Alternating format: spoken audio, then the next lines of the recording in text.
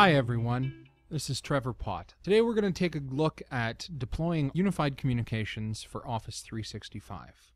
Before we get too deep into this, I want to discuss the regional availability as it stands today. Currently, the fully hosted version of unified communications is available only to the United States and the United Kingdom. This is planned to increase over time as more hosted services become available, but currently only one provider is set up for this. You can connect Office 365 to an on-premise link server to provide unified communications outside of the United States and the United Kingdom as well. However, the fully hosted variants are only available in these two countries. Let's take a look at how this works. To start with, you need to sign up with the online phone provider, Jaja. Signing up is pretty simple. I won't take you through that. We're going to log in to the account that I've already created. What you need to do is order as many phone lines as there are individuals who will be requiring an extension. The process for that is pretty simple. Push the Order Phone Lines button, select the state. If you're from the UK, you will have gone through a different portal and will have options for United Kingdom. Select the area code. So if I had selected California, I would be able then here to see the different area codes available. Enter in the quantity and go.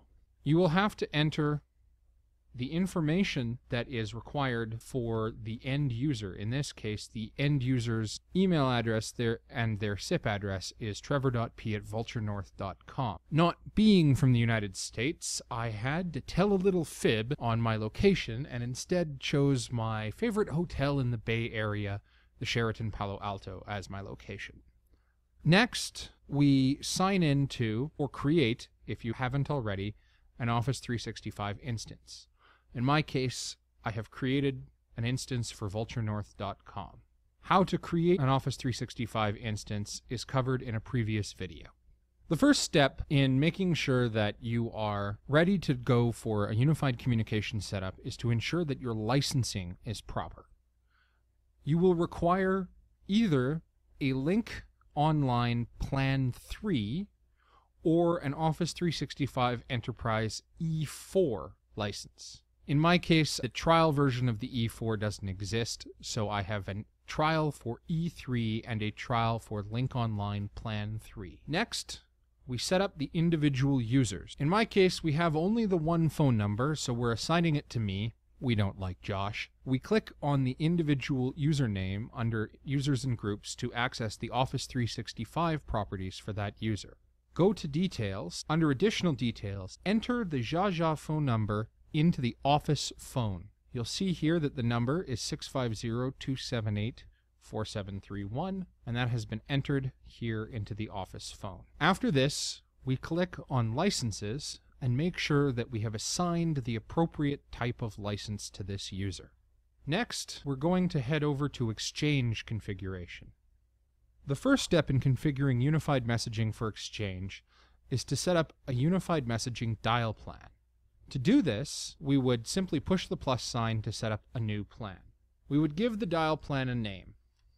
The extension length differs depending on your country, area code, etc. In North America, the country code plus the area code plus the phone number, your dial plan type is a SIP URI. The audio language, well, that one's up to you. And in North America, our country or region code is 1. Now that your dial plan exists, edit the dial plan. You want to make sure that you have a unified mailbox policy in place. In some cases, you may have to create it, but a default should be there. You can go in to the default mailbox policy and change things such as the PIN policy. What is the minimum length? How many previous pins can you not use? How long do the pins last? Etc. Next, we click on Recipients. Here, you have to select the user in question and enable unified messaging. As mine is already enabled, we'll play with Josh's user. Click on Enable Unified Messaging, press Browse, select the plan policy that you want to use, and hit OK. You hit Next, and you would enter in here the full phone extension for the user that you created. That would be the Jaja number here. After you hit Finish, what you'll end up with something that looks a lot like this. This gives you your full Exchange setup for this user, and you'll notice here that the work phone that you entered should already be in here. That is an Office 365 configuration. Next, we move to link setup.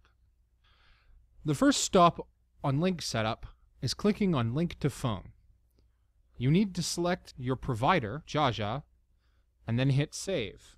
Access numbers are available for Outlook voice access or an auto attendant for inbound callers if you so choose. Next, go to Organization and set up your presence privacy and over into external communications whether or not you wish to have public federation with other domains. Lastly, we click on users. You select the number of users that you want to participate. We cannot include Josh in this because we didn't buy him a phone number. And you hit edit.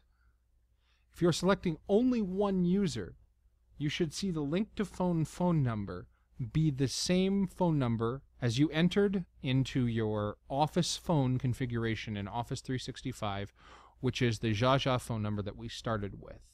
So in the Link Admin Center, you hit that check mark for your users or individual user and hit edit.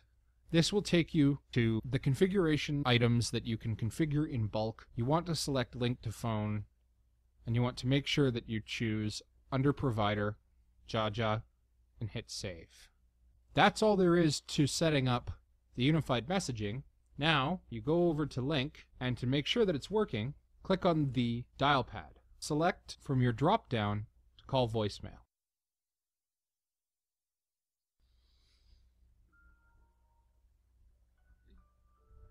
You'll notice here that this is ticking away. If the voicemail call had failed, it would have instead popped up a small text message that said, "Your organization is not configured for this." Now, we're going to try calling into Link from an outside phone. I'm calling from my desk side phone. You'll notice that I'm popping up here. I don't want to answer myself, so I'm going to send me to voicemail.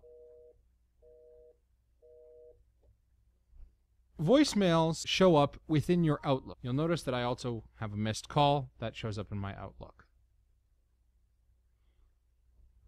Voicemails are interesting because they come across as speech to text as a voicemail preview.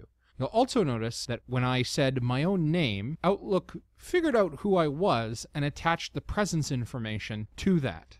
I can also play the voicemail within my Outbox and listen to me talk to myself.